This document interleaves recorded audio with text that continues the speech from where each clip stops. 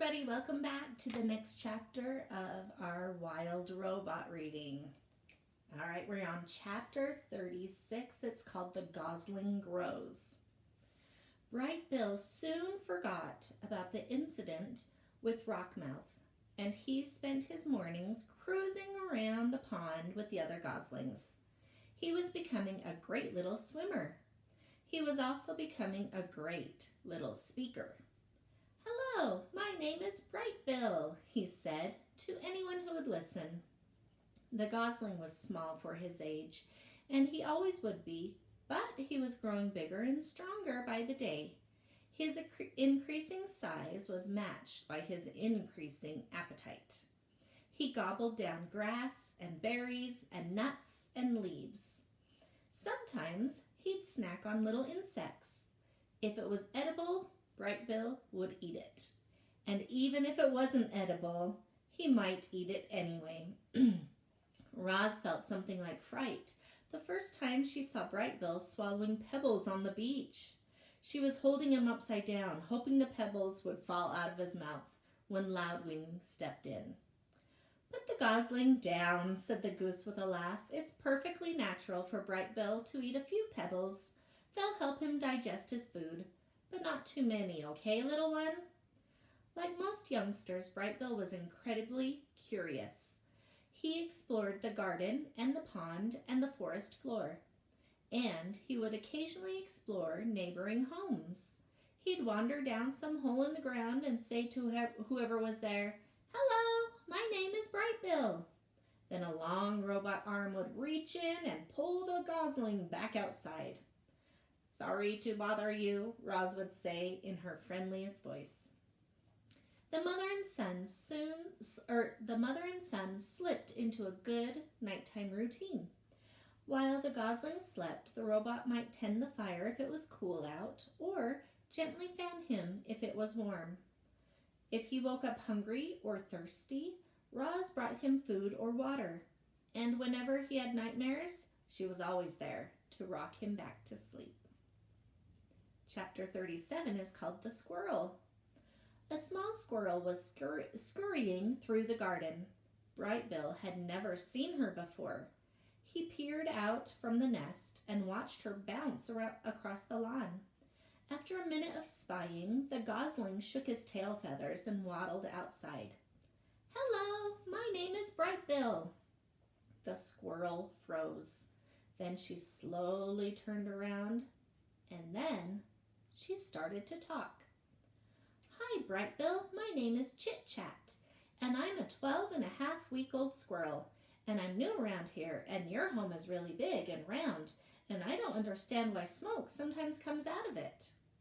Reader, I'm not quite sure how Chit Chat got enough air into her lungs to go on like that, and I'm not quite sure how Bright Bill had the patience to listen. But he stood there and politely nodded as Chit Chat rambled on and on and on. Okay, here's Chit Chat, the squirrel. So the name usually tells a little bit about that person or that animal or the character. So Chit Chat likes to chit chat. "And sometimes I see you waddling behind your funny-looking mother, and you seem so nice that I thought I'd come down and introduce myself, but now I'm nervous and I'm talking too much, and my name is Chit Chat. I think I said that already." There was a pleasant silence. Bright Bill stood on one foot for a moment. Then the gosling took a deep breath and said, "It's very nice to meet you, Chit Chat. I don't think you talk too much. I think you talk just enough. And I like you, so let's be friends." A big smile appeared on the squirrel's tiny face. For once, Chit Chat was speechless. Chapter 38 is called The New Friendship.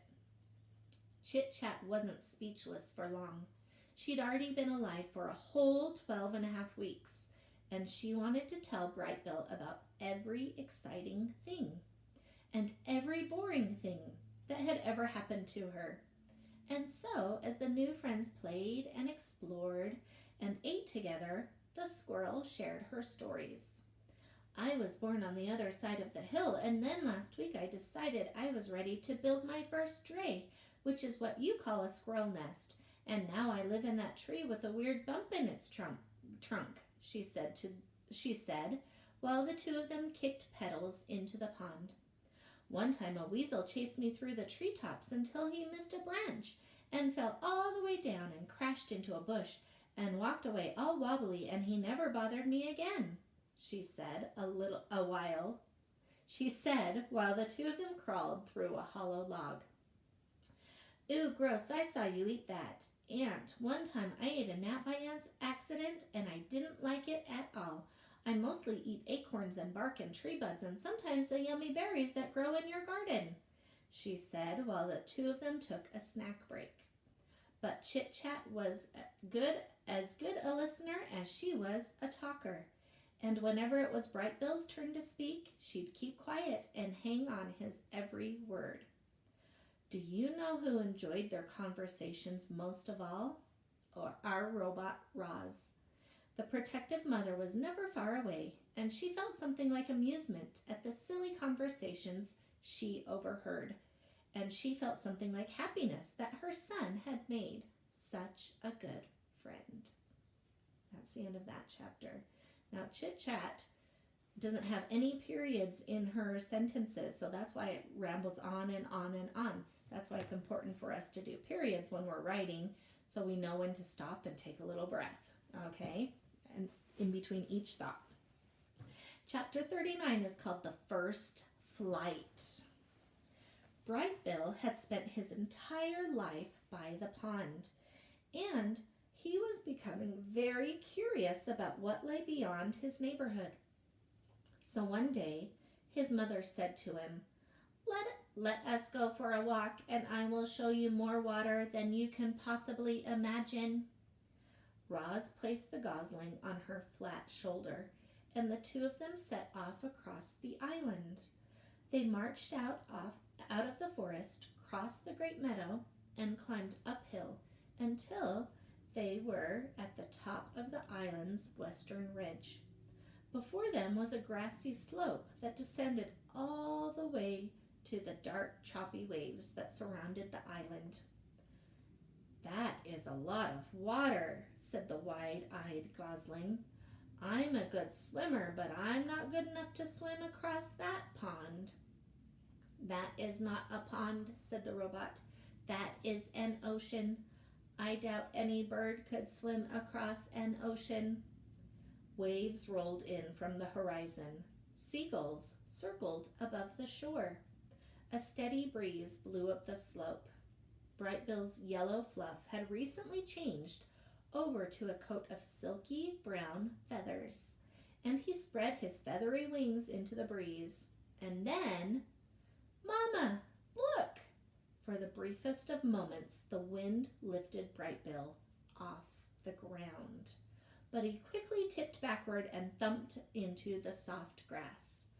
I was flying, he squeaked. That was not flying, said Roz, looking back at her upside-down son. Well, I was almost flying. I'm going to try again. I have observed many birds in flight, said Roz. Sometimes they flap their wings quickly, and other times they fly without flapping at all. They spread their wings and soar on the wind. So I was soaring, said Bright Bill. Almost. There, look at that soaring seagull. It seems like she is not doing anything, but if you look closer, you will notice that she is making small adjustments with her wings and tail. I think you should try adjusting your wings in the wind like her. Bright Bill hopped onto a rock and opened his wings wide. The wind is pushing me backward. Change the angle of your wings, said his mother. Let us see what happens when they slice through the air. Bright Bill slowly angled his wings downward. The more he turned them, the less the wind pushed him backward. And just as his wings leveled off, Mama, look, he squeaked as his feet left the ground. I'm soaring! I'm soaring! He hovered there for a second, rising a little higher than before, and then he sailed backward into the soft grass again. Here's another picture of Brightbill. You can see he's a little bigger, and his fluff has turned into feathers. Brightbill's growing up. The gosling kept hopping onto the rock and kept riding the wind and kept tumbling into the grass until he started to find his wings. With each attempt, he floated a little higher and a little stronger, or a little longer, and finally Brightbill really did soar. He lifted high into the air and hung there floating. He turned his wings down and felt himself drop. He wiggled his tail feathers and felt himself veering back and forth. I'm a natural, he squeaked. You are doing very well, said Roz, but you need to keep practicing. And so they spent the afternoon practicing up on the ridge. Once Brightbill was comfortable soaring, he tried flapping his wings. He flapped high into the air. He flapped in straight lines. He flapped around and around in circles. A big smile appeared on the gosling's face. Clearly, Brightbill was designed to fly. I'm flying, Mama. I'm really flying. You are flying, said the robot. Very good. Brightbill was now a real flyer, but all that flying had worn him out. He lowered himself toward the ground and tumbled into the grass one last time. His landings still needed some work. Roz placed Brightbill on her shoulder and headed back to the nest. I can't believe I can fly now, Mama, said Brightbill in his sleepy voice. I just wish you could fly with me. And then the gosling's words were replaced by his quiet, steady breathing. Chapter 40 is called The Ship. Brightbill was a flying fanatic, and his favorite place to fly was up on the grassy ridge. The robot and the gosling liked to spend afternoons up there, working on the finer points of flying. And it was on one such afternoon that they noticed something mysterious far out at sea. Here's a picture of what they saw. Brightbill spiraled down to his mother, flopped onto the grass, and pointed to the horizon. Mama, what is that thing? Roz's computer brain found the right word. That is a ship. What's a ship? A ship is a large vessel used for ocean transport. Brightbill's face scrunched up with confusion. Used by who? I do not know. It was the first ship either of them had ever laid eyes on. From that distance, it looked as though it were moving slowly, but it was actually racing through the waves. From that distance, it looked as though it were small, but it was actually one of the largest ships ever built. The robot and the gosling watched it crawl across the ocean until it finally disappeared to the south. Where had the ship come from? Where was it going? Who was on board? Roz and Brightbill had many questions, but no answers. Now that's the end of our reading for today. When that last chapter was titled The Ship, I thought maybe someone would take Roz and Brightbill off of the island, but that didn't happen. Okay, everybody, thanks for listening to The Wild Robot, and we'll see you again tomorrow for more chapters. Bye, everybody.